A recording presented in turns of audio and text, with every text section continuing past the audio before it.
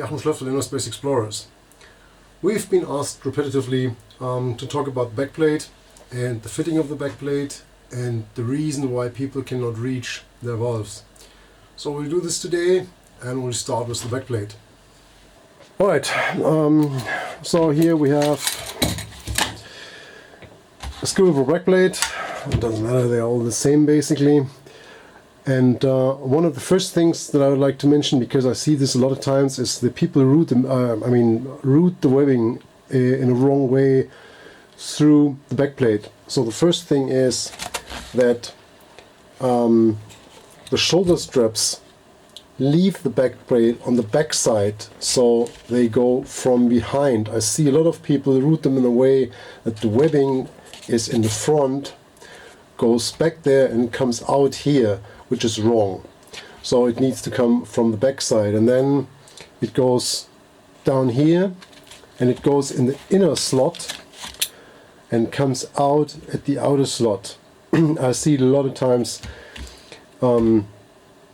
the other way around, which is also wrong, and actually the shoulder strap then interferes with the waist belt. Alright, that's number one. Second thing, we have an argon system here, and you may have noticed that usually when you buy an argon system it's two of those, and we just mount one roundabout in the middle, so on the middle screw here, and on the lower part we have a piece of bungee cord, because if you mount two of these, the tank can still slide through, which it obviously does sometimes. So this one holds it in position, and this one makes sure this goes around the valve. I will actually show you how it looks, and then it cannot go somewhere, so you can also share a set of those with a friend or a dive partner. So here you see how this works. It's a bit difficult with one hand. So now this is firm and secure. Alright, good. Another point is that if you use your backplate with your doubles, don't tighten these screws here. You could leave this open so you have better access to the wing nut here, and as soon as you have it on the back, this is hold down automatically. Alright, otherwise continuous webbing, I think this is pretty clear, so no Fastex buckles or something. One D-ring on the left shoulder, one D-ring on the right shoulder, no billy rings, so no fixed ones. They are slightly bent, as you can see, which makes clipping easier. If you still use a canister light, on the right side there's an additional buckle to hold the canister light, and the left belt there is the hip D-ring, also not a fixed one, and then a knife and a line cutter, and the buckle, and the crotch strap has the back D-ring and another one in the front. Alright, now let's talk about the fitting. So first thing, the buckle goes through the loop from the crotch strap. So if this opens up, the buckle is holding the crotch strap. So the crotch strap is not just falling apart. So if you have to retighten it, this is still in front of you.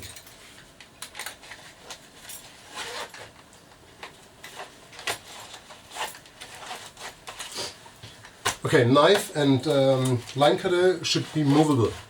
So for example, when you're sitting on the boat, this is uncomfortable, you can slide it away. While you're diving, you can slide it in front where you have visual access, and you can access with both of your hands. So now let's talk position of the D-rings. The two shoulder D-rings should be above your shoulder, because if they sit too low, which is a lot of times I see much too low, if they sit here and you make a movement like that, you will actually feel that they restrict your movement. So they should be clearly above the shoulder, so you can easily move with your shoulder. So if they're even further down, like here, which I also see a lot of times, clipping gets really hard because you're missing a joint here, right? So the easiest way to check that is to take a double ender, take it in a proper way, and do a blind clipping. Alright? So, the other hand, done. Another test, close your eyes and do this, and you should be in the center of your D-ring. You can also do it like this, doesn't change anything. So you can see I'm always getting to the spot where I naturally clip, and it's not a problem. Then you clip from underneath, always like this. Don't try to clip like this. Again, you're missing a joint. You can actually see how I have to move my arm back to even get close to here. So now if I have a thick undergarment in a dry suit, it's really, really hard. And then what people start to do is they start crisscrossing, because that obviously works. But the rule is that we have a clean front. We're not crisscrossing. We're not closing access to our front, right? So right side is managed by the right arm, left side by the right, left side by the left hand, sorry. All right. Then position of this one is roughly center of the body and 2 fingers to the back. So it's also a good position. If it's too far in the front, it actually getting hard to unclip the SPG, and if you have stages on it, stages tend to hang down, so you want them a little bit further up. Position of the front D-ring is kind of fixed. Position of the back D-ring, if you're diving regular tanks like a double 12 or double 80, it's the width of one hand. If you dive longer tanks, the tanks might cover the D-ring, so you take the length of a hand. So this is the backplate I usually dive as a double 12, so you can see the width of a hand, roughly. Now let's talk about the fitting of the belt itself. So obviously it should not restrict you, you should be able to move. Yeah? So on the other hand, if it's too loose, it will start to slide off, which is not the case here. This should sit really nice and comfortable. If it's too loose, you put a scooter on, you hit the trigger, your voice is actually getting very high and it could be really painful. If it's too tight, you have a problem anyway. Now, a lot of people say, well, if you make it really tight, you cannot get out of it properly. That's nonsense. That's a matter of technique. And I'll show you actually how to do that afterwards. I'll put it on a set of doubles and I'll show you how you can get out of them. A good test for yourself after you've fitted the D-rings and everything is if you can reach the backplate.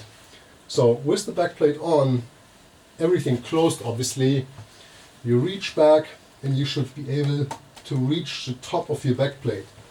Then you do this with the other hand and you should be able to reach it.